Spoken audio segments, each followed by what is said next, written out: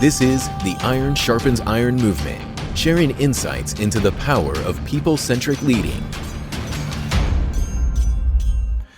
Hi, this is Jim, and today we welcome to our tribe a world-renowned management consultant specializing in operational excellence, cultural transformation, and organizational design with big clients such as the Home Depot and General Dynamics. Known as a true thought leader, he writes for columns in Management Issues and Inc. magazine. He has just completed work on a sixth book. It's called Indispensable, and it provides a framework for how to become a business your customers can't live without. Please welcome Jim Kerr. The Iron Sharpens Iron movement is brought to you by N2 Growth, a leader in executive search, leadership development, and talent management. We find and develop the world's best leaders. Learn more about our practice by visiting us at n2growth.com or click on the link in the show notes of this podcast. Hey, Jim, welcome to the Iron Sharpens Iron podcast movement. I've known you for several years now. You're an amazing human being. You're a spectacular consultant out there in the business world and just an all-around pretty cool guy. So welcome to the podcast. Jim, it's great to be here with you. Can't wait to get into it.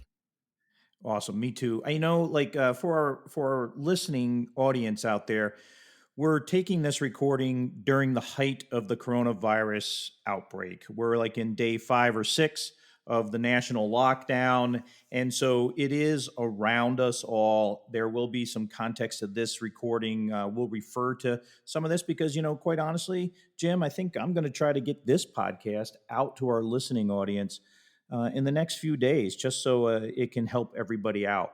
But I don't want this listening audience to shy away from the fact that we will focus on iron sharpening iron, that Jim Kerr is one of the foremost experts out there in human-centric leading and everything about strategy and culture and organizational behavior. So we are going to definitely pick his brain for the next 30 to 60 minutes. So Jim, with that, one of the things that I'd be really interested to know your thoughts on is, for years now, you have gone into organizations that have been potentially been knocked to their knees, whether it's financially or they've been outpaced by a competitor. They've just had historically bad leadership, things like that. Today, with the coronavirus, we're almost nationally facing the fact that we've been knocked to our knees.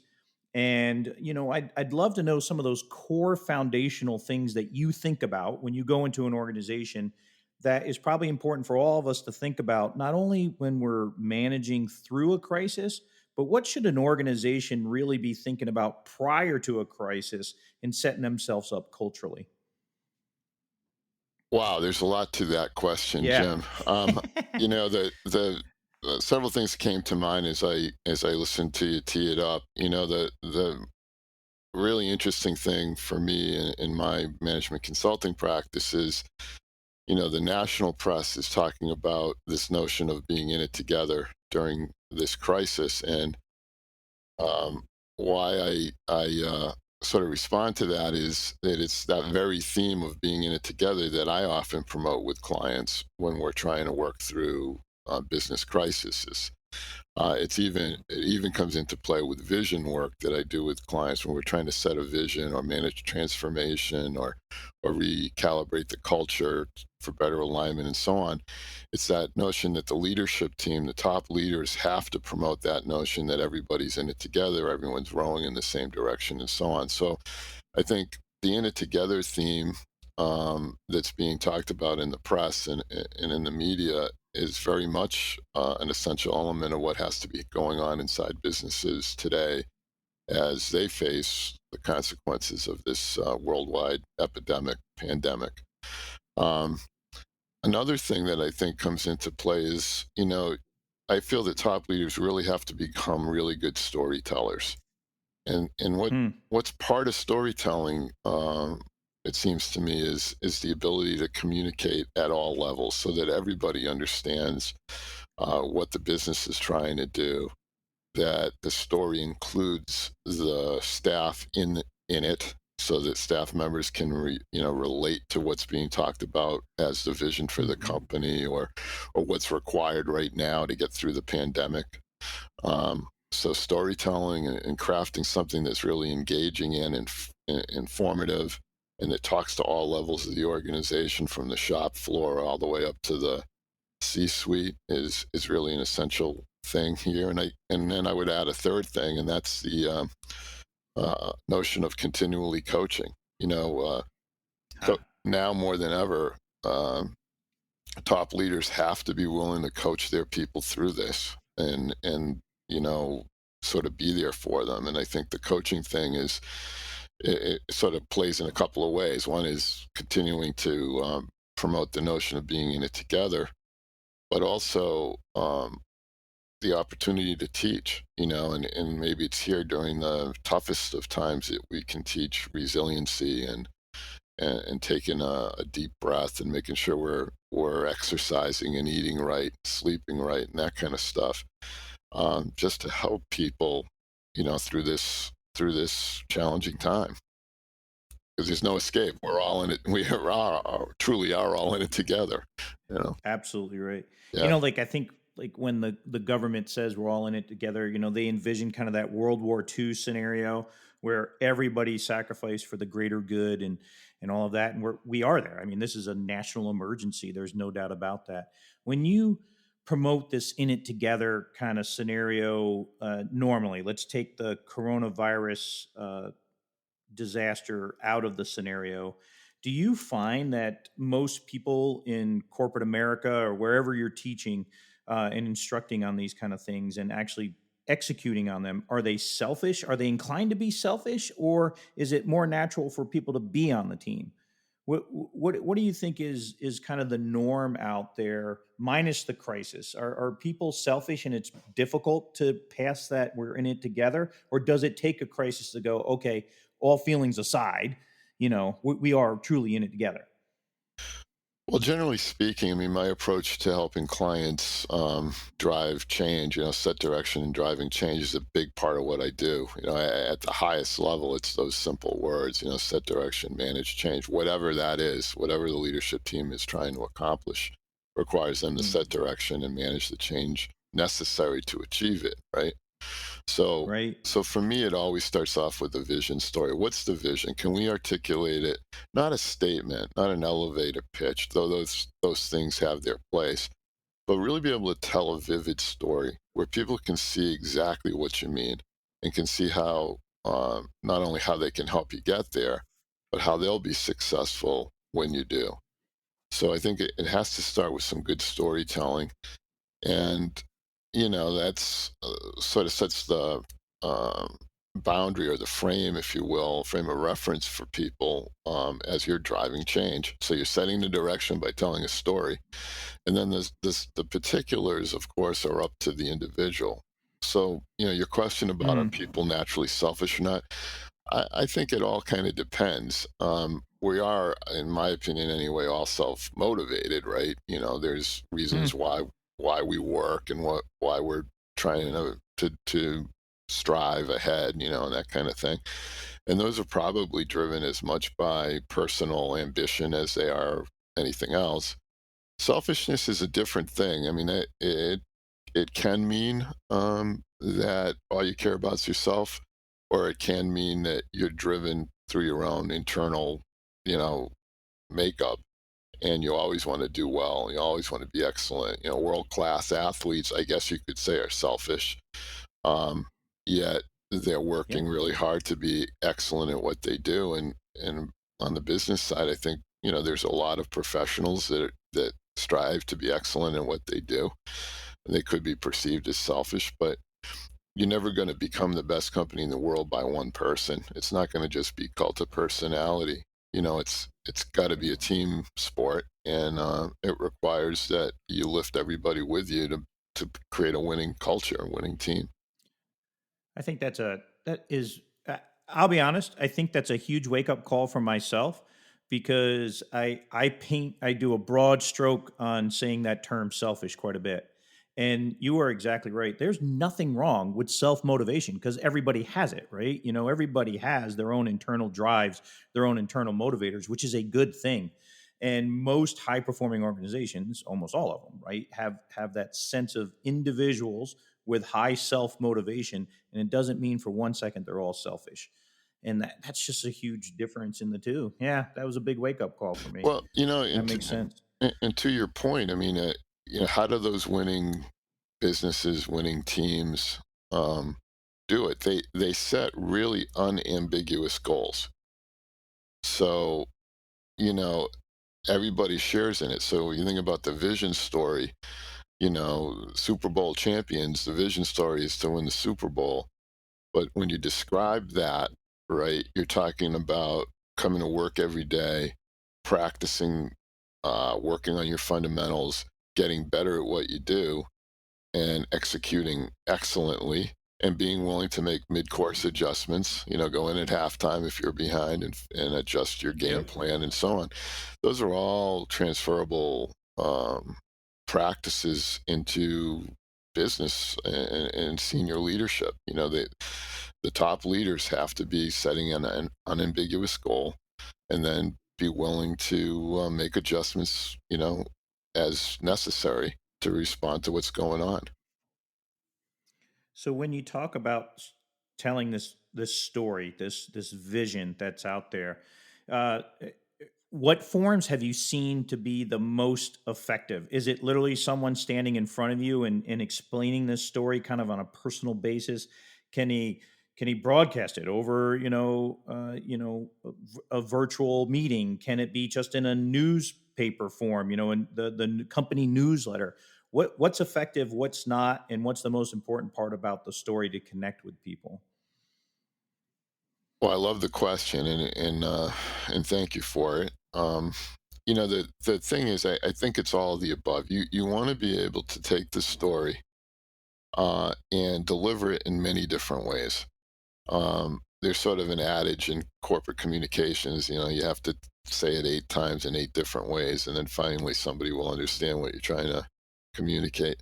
So, playing off of that notion, which I think is, I don't know if it's 100% accurate, but certainly you need to deliver it in a way that people can learn and understand. So some people need to hear it. So there has to be some place where you're telling the story. Think about, you know, human beings, right? We learn from a very early age from the stories we hear people tell us. And it's our That's right. parents, it's our guardians, it's our coaches, it's our teachers. Communication happens with a story. So telling the story is important.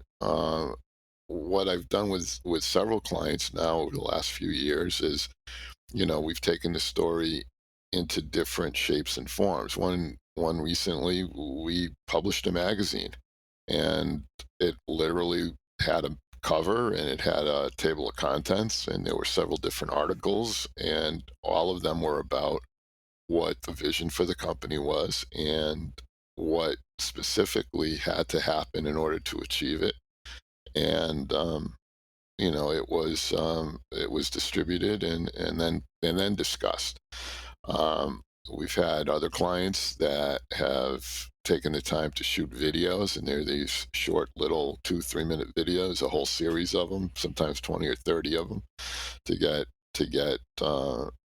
made available to staff members so they can watch them at their leisure when they want to take a couple of minutes off and think about some aspect of where the company's heading.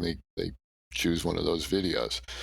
Um, I've worked with a client. This is the most interesting one. We literally created a placemat that people could keep at their desks that had, the little frames that you'd see like in a cartoon, and it told the story of the vision, um, through a That's pretty storyboard. creative. Yeah, Yeah. yeah, so, I'm all for communicating in the way people best understand it. And I think it's got to be verbal, and I also think it's got to be written, because we all learn in different ways. And, you know, I, I've even had one of these. I mean, I know it's a bit of a sidebar here for you, Jim, but hopefully your listeners will go there with us. Um, I've actually done a vision socialization thing in an airplane hangar in Wisconsin. I had I had a Huh. client who worked on a vision story thing. The whole senior leadership team was involved in it.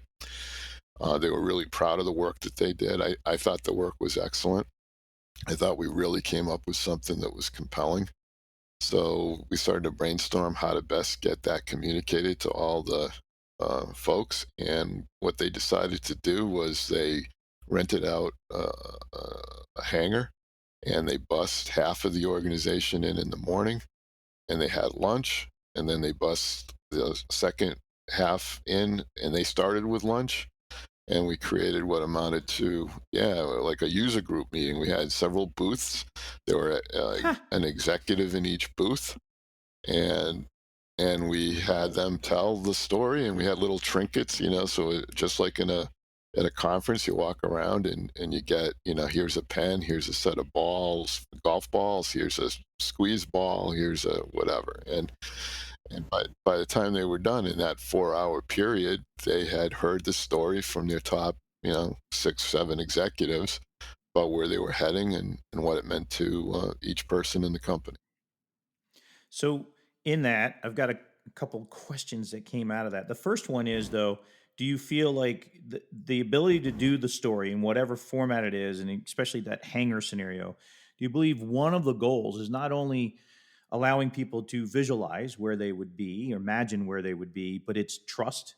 I mean, for Yeah. me, if I'm sitting there and if I'm in a, it almost is like a convention center and you have the different booths and I'm going up and I'm an employee and I'm standing in front of the booth and there's a senior VP explaining to me their portion of the story. That's a huge trust building thing because I probably don't bump into him in the hallway very often. And now he's explaining to me where we're going. Is the intent of that like to build high trust? Yeah, you're absolutely right. It does a couple things. One is it shows an executive in what could be perceived as a vulnerable position, right? Because they're literally there in front of, you know, every level of staff. And they need to be able to handle any question they're going to get. And Yeah. sometimes questions, as you might imagine, are kind of, borderline ridiculous, you know. Um, but some of them may be very complicated, and require really strong technical response and so on. So the fact that an executive would be willing to put themselves in that position is pretty remarkable, and it is an indication, or at least a symbol of, hey, we trust you enough that, and we feel that we're in it together enough that we're willing to put ourselves in these kinds of potentially Right. challenging positions because we really care about this. Huh. So it's that sense Yeah, of I love like that. they care about it, and there is trust and bonding that happens through that exchange, even if there was not a question asked, even if they just simply, went through the presentation and, you know, provided their key points and nobody asked a question. Well, that's fine. I think there's a sort of a non-verbal interaction that still takes place there, and it's the person, yeah, it's the participant looking at it, going, "Wow, I don't know if I could do that," you know, and Yeah. and the Yep. reality of it also, I'll say, just sort of to kind of add this color commentary to it. What happened was, afterwards, we of course did a post-mortem, and we said, okay, what did we get out of this? Did it work? Is anything else necessary? And so on. And in that debrief, we actually started to hear the executives go, wow, I was really exhausted. I had to give that little 20-minute pitch, 8 times that day, and I had to field the same questions. Everybody seems to have the same questions, and da da da. And one of the post action items that came out was, gee, if they're common questions, let's make sure we answer those common questions and get that out to everybody. So Exactly right. it became a follow up opportunity for us.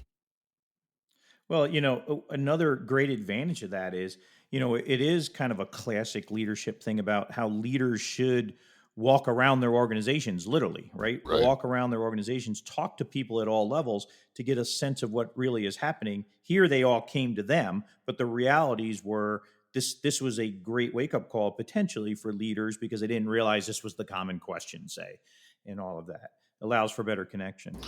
Absolutely, So, yeah. Jim, It'll enable them to be approachable to people that maybe were yeah, intimidated.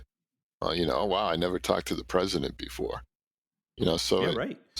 yeah, there was a lot of good things that came out of the way we socialized the vision story. And do you find that, you know, whether it's, psychological or not, this kind of relates to the crisis that we're in right now too. Like, humans are potentially, they're fearful of the unknown. It's just that, you don't know what happens after it turns dark. You don't know what's around the corner. You become at a point fearful of the unknown, or you can't quite react like you normally would if you're not sure of what's ahead of you. So is one another point of this storytelling to give them that visualization, to say it's not fearful 6 months from now. This is what we plan to look like. And does that inspire them? Is that kind of like the psychology behind it? Yeah, absolutely. When we first started our conversation today, I was alluding to that, so I'm glad you clarified that. That's exactly what I was thinking when I mentioned the idea of tell the story. Tell the story of what we're trying to accomplish. Having it, yeah, we're going to get through this crisis, and then be able to again sort of help people focus on once we're past this, we have to be ready to do A, B, C, D to get ourselves back on track. You know, um, and I guess the comforting news and all that is most every business is going to be derailed by this in some way. So the entire economy is going to be in it together, if you will, and trying to get things back to normal, You whatever bet. that's going to look like after this crisis is Right. tempered a bit. But I would say this, back in regard to what's needed right now during this time of crisis, that the leadership has to be prepared for burnout. The people are going to burn out on this. There's psychological, you know, things that are happening with people. Depression's going to be higher, anxiety's going to be higher. We've never seen this before. We don't have any reference points about how to get through this. The last major pandemic in the United States, anyway, was back in the 1918. You know, Yeah. and there's very few people that were around when that was going on, and if they are around, they were little kids and probably don't remember a whole lot about it. Um, so so we don't have anything to refer to that's gonna be comforting so much here. It's kind of like we've got to create it as we go, and that's what we're seeing going on, in the greater, you know, uh, world that we live in. But from a business standpoint, leaders have to be prepared for the impact, the mental, challenge that all of this means to their staff members. So the advice I would provide now is, try to keep it light, try to show that we'll get through it, and when we do, we've got a plan to get ourselves back on track and remain approachable. You know, you've got to be able to show that you know you're suffering too, and yet you've got the belief that we're going to get through this, and you've got a plan to get the business back up and running when we do. So, do you think, from a leader's point of view, you're the leader, you're listening to this podcast, and you're hearing all this about burnout, and you should be approachable. Those are your words about being approachable. Hmm. In today's world, especially since now we've all been almost, like 80% of America's workforce is now telecommuting, right? So we're at home.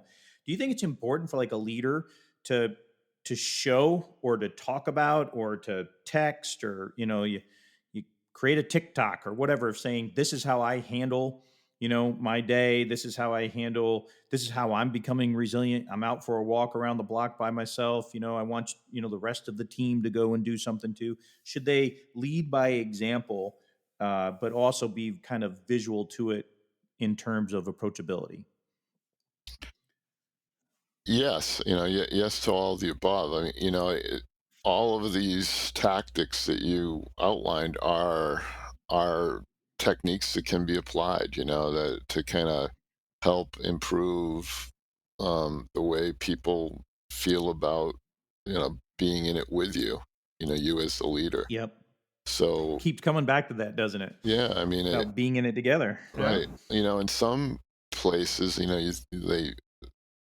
there's, baseball teams that won World Series, and, one of the characteristics about the coach was that, you know, the person was willing to sit down next to a player and joke around and keep things light, and be approachable, yet was able to establish themselves as the leader. And, players listened to them, and would accept the coaching. And, the person I'm thinking about right now is the Boston Red Sox coach, Alex Kerr, who, has uh, been implicated in this cheating scandal that's gone on in Major League Baseball earlier in the year. But he was known, at the time that the Red Sox were winning, pennants and World Series, as being that coach that was able to establish themselves as a leader, but also be approachable, among the players, and the players loved playing for him, and they did really well together. And I think it enhances, regardless of what you're leading. Leaders have to establish followership, and that's part of Amen. that's Yep. part of a winning culture, right? So Absolutely. one of the techniques is to be approachable. It's set direction, and then, you know coach, and help people get what you're trying to get done, and be approachable, so when they have a question or they're uncertain about, what to do next, they know that, they can have the confidence in their leader to help figure it out, even if you don't have all the answers. I'm not suggesting that at all, but you just have Right. to be there and show sort of your humanity, right? Hey, look, Absolutely. You I know, it, put my pants on the same way you do, you know, yeah, that's right. that kind of thing. I, it's funny as you were talking through this, I was remembering my times in the past as a leader in the military, and one thing that I hate running. I can't. I'm a horrible runner. It hurts me. I hate running. I just get no entertainment out of it. I'm just not someone who enjoys the act of running. However, I would never have dreamed to go out there and tell my team, go run on your own. I'm going to stay in the office, right? You go out there and you run alongside of them. You're the first one out there. You want to make sure that you're doing those tasks along with your teammates, because it's the right thing to do. But as a leader, you've got to point the way, say that we're in it together, and do that, because that again forms a sense of trust to more than anybody else. It's like they see you doing these tasks too. They see you as an example. You set the example, and then you're also a good follower. They may know, hey, Hotailing's not the fastest guy, but he's out here at least trying with us, and all of those kind of things. All of that is so crucially important every day in leadership, and especially during these times too, that the leaders shouldn't just hunker down and become invisible to their employees. They still need to be setting the example, be proactive, and having their teammates see what the leadership is doing during this time of crisis. Right. Yeah, I couldn't agree more. I mean, it's that whole notion of setting the example, with you out there running with your team. Part of what it does is it builds that confidence in you, you know, uh, so that they know they can count on you, because you're not shirking, the responsibility. And um, and they also, my bet would be that they're willing to bust through walls for you too, because of that kind of, you know, the way you describe your operating as a leader there. Yeah, it not only makes, in it together, but it makes it stronger, makes the team stronger by having that sense of trust and all of those kind of things. So, I think that's fantastic advice, Jim, that no matter if you're in a crisis or not, some of the cultural things that you want to have established is, that sense of teamwork, in it together. You want to be able to, you know, create a story to where they're visioning out in the future and everybody knows what that is. There's no unknowns, there's no fear. They can imagine it. You always got to coach through everything. and then be careful of burnout, right? Like these are things that are fundamental no matter where we are in our lives, and no matter what business that we are in, crisis that we're in or not. All of those things try to will always create a successful organization for sure. Yeah, absolutely. So I want to switch gears on you for a minute. One of the things that I know about you, since we're friends too, we've talked about this stuff in times past. You've been a very successful author in the past. It's one of your passions, and you have actually just created. I think this is your sixth book. Is that correct?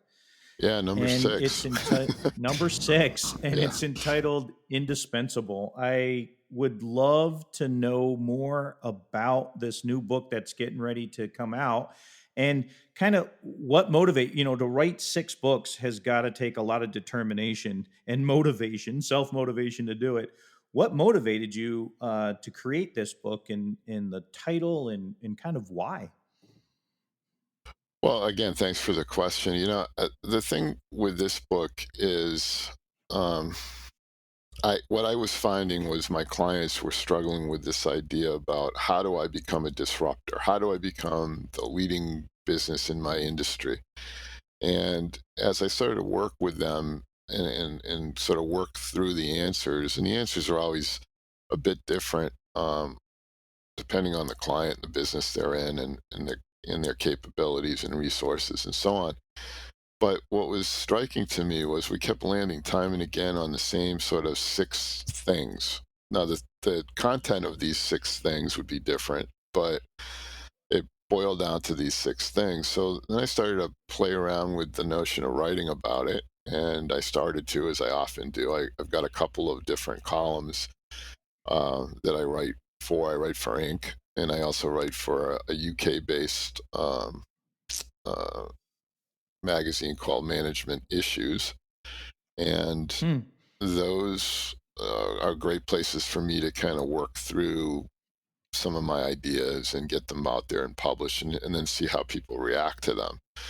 A lot of them have rich, feedback, in their readership. So the readership will Right. come back with comments and so on. So so I started to see that people were responding to what I was writing about, and then I recognized, well, what's disruption? Is it really about being disruptive, or is it really about being the business that your customers can't live without? And I started to think it was really the latter. It's about being indispensable. It's about being the company that your customers can't live without. They're going to choose you over any other place to do business with. And what's that about? So the book kind of starts with that question: why do we strive to be indispensable? The quick answer is, because your competition is overwhelming. So you want to be you want to be able to build that business so that you are the one that customers prefer. And then how do you do it? And then the book basically provides a formula, if you will, on how to do it. And it boils down to those six things, which I'll just go quickly if you don't mind. Sure. It's about the right leadership, the right vision, the right culture, the right people, the right empowerment and trust, and the right Hmm. change management practices. So that's kind of the last one, kind of folds it all together, right? It's how you drive the change that you're trying to do. And notice I said right, right, using quotes there. The idea of right means it's going to be different for you than it is for me. It's going to be different for your business than it is for mine, or your industry compared to the industry I'm in, or whatever. So it's being able to understand what's right for you, and then building out the element of each of these six facets of indispensability, so that that combination of six things enables you to be the preferred business in your industry. And I've got I a love ton of that. examples. I mean, there's hundreds of examples. I talk about, you know, Apple and Netflix and Zappos on the positive side. I talk about some negative side stuff around, Boeing and Mylan, and, you know, so I try to show, here's how you do it and here's how you don't do it. And and across those 6 dimensions, I talk about leaders like Mark Benioff from Salesforce and Branson from Virgin, and I talk about some of my clients and what they're doing when it comes to these things and what I've seen work there, and it's got a lot of rich content for people to, I hope, learn from and apply and use in their own business as they're trying to become indispensable within their industries. And who would you say your target audience is this? Is this for the frontline manager? Is it for the CEO? Is it for who do you think is best positioned to pick up this book and go, "Yep, here we go." Well, I mean, quite simply, as I wrote the book, and you always write, I don't know if everyone does this, but the way I write is I write for an intended reader. So I'm having a conversation with someone that I'm imagining to be my reader, right? So Indispensable is intended for one type of reader, and it's this: it's a business professional who wants to make a difference in their organization. Okay, so if you want to make a difference in your business, if you care enough about the business you work in, whether you're a senior leader or just hired out of college, then you're going to get something out of this book because I wrote it for you. I wrote it for the business professional who wants to make a difference in their organization. Now, specifically, who's going to respond to it the best? I would say, professionals working in marketing, sales, finance, HR, business operations. They're going to be particularly drawn to the book, um, because these are the functional areas that are typically involved in strategy setting and business transformation and so on, but also provides uh, ideas and sort of formulas or frameworks for anybody who's trying to drive change in the organization, regardless of the functional area that they're from. So uh, again, I'd say, from a C-suite executive who's looking for breakthrough ideas for becoming more competitive, to an entrepreneur, an innovator who wants to disrupt an industry, or a Gen Z new hire who just wants to establish themselves as a fresh thinker, there's going to be something in this book for you. So do you think there's, out of these six principles, these right principles that you kind of have, is there one that or a few that are more difficult in your opinion to be able to achieve? Are less people naturally inclined to do a certain one? Or do you feel like they are all of equal importance? You got to have them all, or the dominoes fall. What are your viewpoints into these six? Well, I think I absolutely believe that you need all six, and Hmm. they need to be tuned and integrated in a way that makes your business unique and different than anybody else in your space. So it requires, in my opinion, all six. And I think if you do a really good job in one and a not so good job in another, then you're probably not going to become indispensable because you'll have an Achilles heel that prevents you from being able to deliver the customer experience and the right set of products and services that would make you indispensable in the minds of your customers. So I think you need all six. The challenging part of the question, what is there one more challenge than another? I think it's completely situational. I think in some Hmm. That's places, fair. yeah, I mean, some places the culture's the weak spot, and that might be a place where they hire me to help them, reimagine the culture. Another business may have weaker leadership. The leadership's checked out. They're not as interested or hands-on as they might need to be, or they're not.